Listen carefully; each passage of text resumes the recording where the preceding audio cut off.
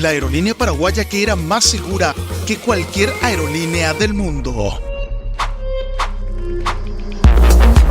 Esta aerolínea nunca tuvo una sola víctima fatal, respetaba puntillosamente todos los manuales de mantenimiento y así mantuvo un récord de seguridad en toda su historia sin haberse estrellado una sola de sus aeronaves.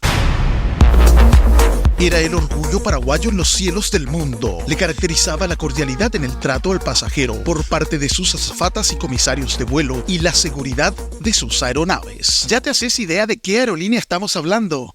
Déjame saber en los comentarios cuál es.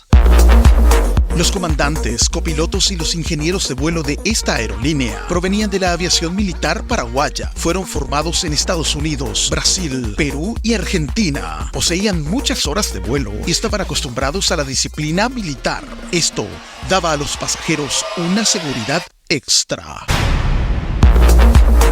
La única gran multinacional del Paraguay del siglo XX tuvo una existencia de casi 31 años como empresa estatal, más 1 año y medio como empresa privada. ¿Será que tenías razón? La aerolínea paraguaya que era más segura que cualquiera otra del mundo es la recordada Líneas Aéreas Paraguayas, LAP, que con vuelos directos unía a Asunción con grandes ciudades del mundo, llevando la tricolor paraguaya a Miami en Estados Unidos, Frankfurt, Alemania, Bruselas en Bélgica, Madrid, España, Ciudad de México, Panamá City, San Pablo, Brasil, Santa Cruz de la Sierra en Bolivia y más. Si quieres que haga un video con los accidentes e incidentes que tuvo LAP, comenta la palabra quiero en los comentarios.